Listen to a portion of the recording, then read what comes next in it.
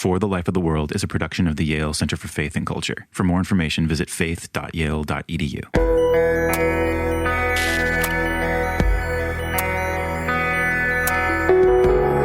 This is For the Life of the World, a podcast about seeking and living a life worthy of our humanity.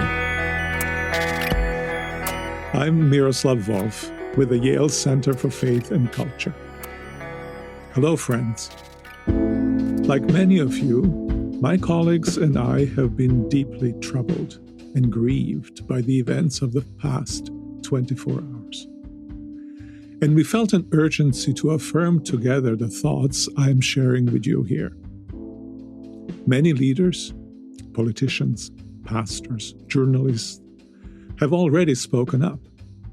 We join that chorus in hope that our thoughts and words will help heal our divided country, divided church, and divided humanity, and heal that divided community with the love and peace of Christ.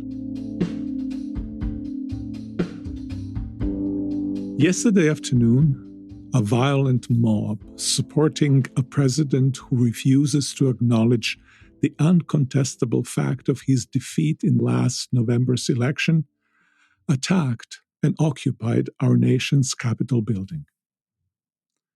The immediate sequence of events that led to this attempted insurrection is clear.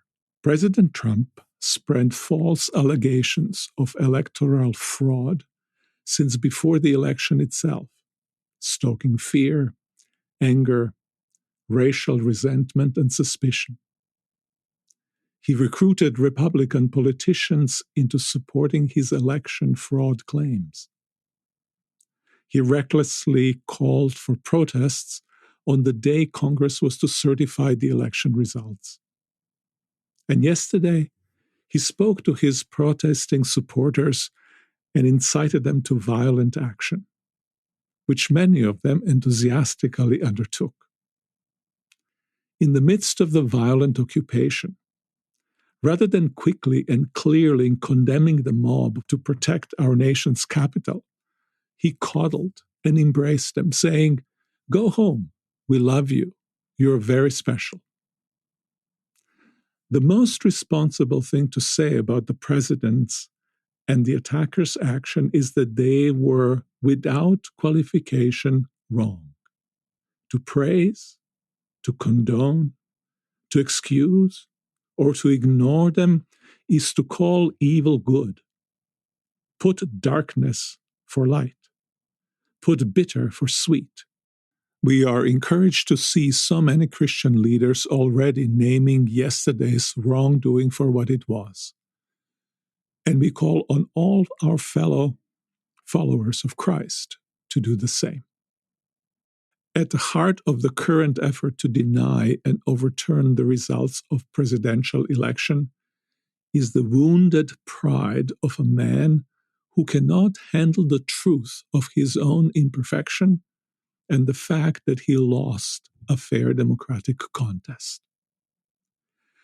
There is a sorrowful, pathetic smallness to this petty woundedness, even as it produces momentous and tragic consequences. Faced with painful reality that conflict with his self-image, but that he cannot control, President Trump has given himself over to wishful thinking, conspiracy theories, and falsehood. He has constructed a pseudo-truth to fit the needs of his immense but fragile and wounded pride. Many Americans have taken his lie to be their truth. Sadly but unsurprisingly, among them are many who call themselves Christians. Many of the attackers yesterday claimed, quite literally, the banner of Jesus Christ. They displayed flags that said Jesus 2020 and signs that said Jesus saves, right alongside Trump banners and the Confederate flag. It was not only moral failure at work and on display, but also a theological distortion. The roots of these events are not exclusively theological, but they are deeply theological. Jesus is not a presidential candidate or symbolic of purified, divinely blessed America. He is the risen and living Lord of all, the way, the truth, and the life. The salvation he offers is not the success of your political candidate or the realization of your national dream.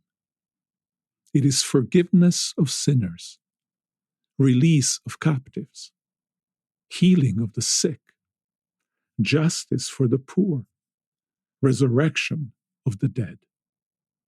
Christ is victor, and we may humbly hope to be more than conquerors through him. But his victory came in and through a scandalous shame and seeming defeat of the cross. What we saw yesterday will draw out very deep human emotions.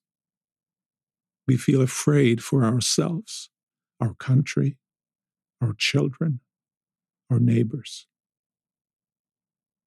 We feel blinding anger and frustration over the lies, the corruption, the racism, the violence, the insanity. But each of us must wrestle with the question of what we will do with that fear and that anger. We do not have the power and the influence of a president, but none of us is without consequence. Our individual and collective agency is a gift from God that we must in turn give to each other for Christ's sake and for humanity's sake.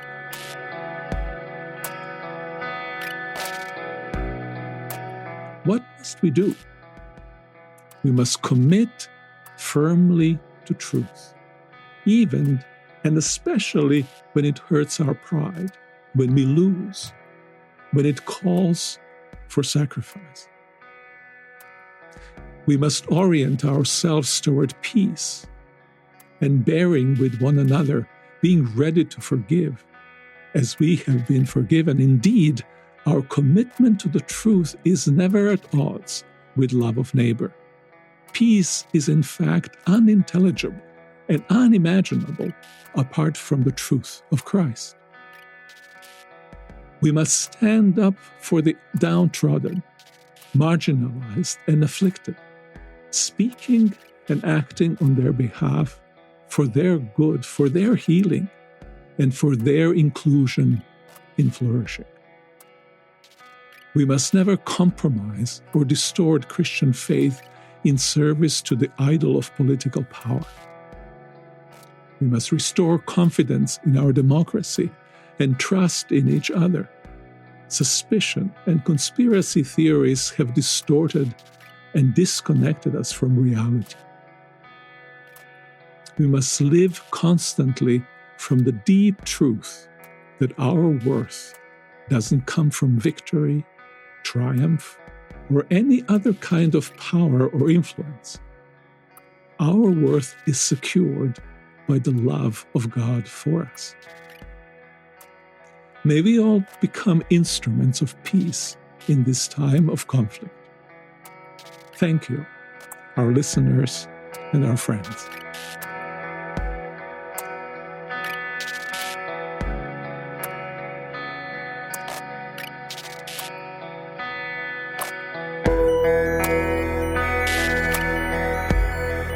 For the Life of the World is a production of the Yale Center for Faith and Culture at Yale Divinity School. This episode featured theologian Miroslav Volf and was produced in collaboration with Ryan McAnally-Linz, Karen Franzen, Drew Collins, and Matt Crosman.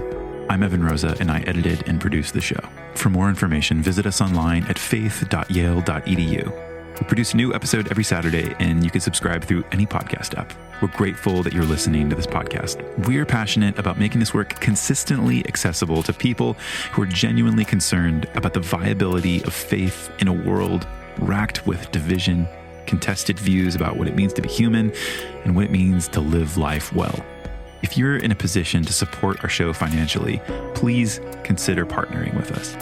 we rely on the generosity of individuals like you to make our work possible. And if you're not, please continue listening and engaging the content. Let us know what you're interested in. We're grateful that you're listening. But if you can give, if you're truly passionate about supporting podcasting that's all about pursuing, really living lives that are worthy of our humanity, then consider a gift to the Yale Center for Faith and Culture. Visit faith.yale.edu/give. It's our joy to bring these shows to you, and we'd invite you to bring that same joy in supporting this work. As always, thanks for listening, and we'll be back with more next week.